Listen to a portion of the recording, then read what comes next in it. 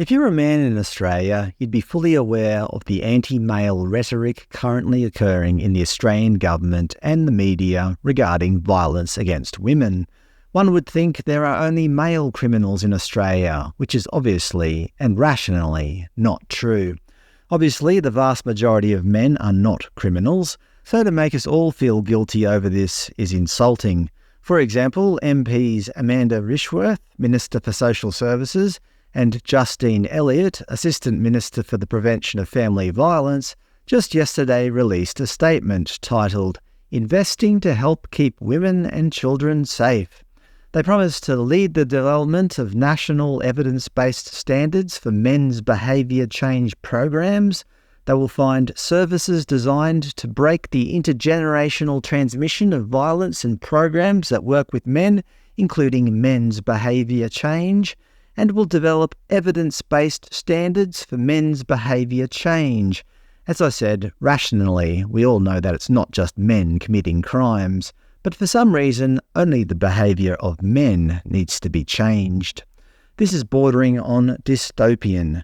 I'm sure you've heard by now about the Premier of Victoria, Jacinta Allan's new Parliamentary Secretary for Men's Behaviour Change, Dystopian and Orwellian. But I'm not here for that. Specifically, I'm here to talk about Filicide, the killing of one's own child, an absolute abhorrent crime. I would classify it as one of the worst crimes imaginable, as you are killing a person who you are supposed to be protecting, one that is completely dependent on you. Unsurprisingly, the media are blaming men. In this ABC article a couple of months ago, Filicide overwhelmingly linked to male perpetrators who deeply believe their actions are justified. In the article, they state that 68% of offenders are men. I've previously stated this statistic myself, expecting the data to be accurate. But thank you to a viewer for pointing this out. This data is probably very much cherry-picked. If you click on Get the Data, it literally just shows the two numbers. According to their citation, the data is from 2010 to 2018. Anyway, I decided to go hunt down the numbers myself. If you go to the original source, the Australian Government's Institute of Criminology, who collects data on homicides and so on, search for Filicide. Their latest report is from 2019, titled Filicide Offenders. Again, thank you to a viewer for pointing this out. You can download the PDF. In the document, it clearly states in Table 1, Filicide offenders by gender at the national level, 52% of offenders were male and 48% were female. To be fair, this data is from the years 2000 to 2012, so it's a little bit old. But one thing that is clear is that these figures are a lot different from the ABC article blaming male perpetrators at 68%. Interestingly, the publishers of these figures make it look like the latest data by having 2024 in brackets, which is when they released their findings, but their findings are based on 2010 to 2018 data. It's all very mischievous, if you ask me. So in the name of honesty and openness, let's try to hunt down the most recent figures. This is the Institute of Criminology's National Homicide Monitoring Program. This is where all the data that is being published is coming from anyway. I've linked to this below, so you can double check all my figures if you want to. But obviously, I've got no interest in making any of this up. I just want to know and to show you the truth, which seems to be in short supply in recent years. Anyway, scrolling down, you can see all the published reports on homicide for the last 30 years or whatever. For example, clicking on the latest one, you can see they provide the homicide incident data since 1989. I'll download that and show you. Table A8 is the one we're interested in. For this presentation, we're only interested in Filicide, so I'll hide the other columns. Also, because the media are only showing data up until 2018, we'll only look at the data from 2018 onwards. Okay, so in the last 5 years of data, there were 61 cases of reported Filicide. They don't show us the gender breakdown in this file, but we can get that from each individual report. I'll just add a couple of headings first, male offenders and female offenders. So back on the Homicide 2023 report, we can download the PDF.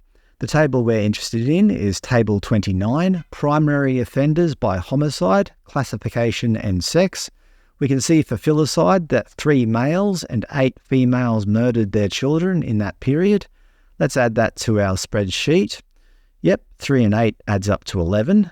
Now we have to go to the 2022 PDF, specifically Table 24. For filicide, there were 5 male perpetrators and 7 female ones. Let's add that to the spreadsheet. This recent data isn't looking too good for the females, is it? To be clear, I'm not here to pick on women, but what the government and the media are doing to men by demonising them is simply unjust. 2021 data, Table 15, filicide, 5 males, 7 females. Again, let's add that to the spreadsheet. 2020 homicide data, Table A34. They've done this a bit differently in this period. This is victim relationship with primary offender by victim and offender sex. We can see that the victim is the perpetrator's child, and that male offenders were responsible for 10 of those deaths, while females were responsible for 6. Okay, let's add that. And last one, 2018 to 2019 data, again, Table A34.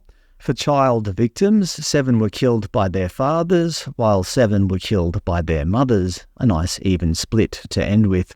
Obviously, 7 plus 7 doesn't equal 10, so I'm not sure what's going on with that, but let's run with it. So in the last 5 years of data, 30 children were killed by their fathers and 35 killed by their mothers.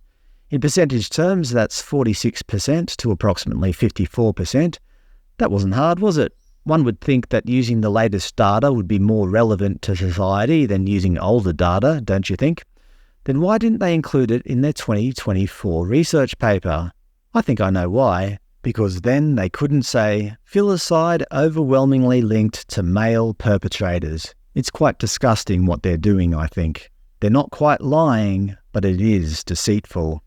In other news on the ABC from just a couple of weeks ago, Queensland mother found to have deliberately killed herself and 4 children in highway crash. Why don't they use the word filicide in that heading? At least The Guardian had a more accurate heading. Coroner rules crash that killed Queensland mum and her 4 children was suicide and filicide. Not to mention the mother charged with murder of 10-year-old daughter on the Gold Coast last month.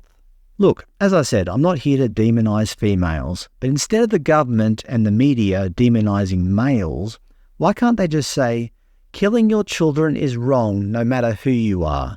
Wouldn't that be a fairer and less divisive way to put it? Perhaps the government don't care about fairness and would rather divide us.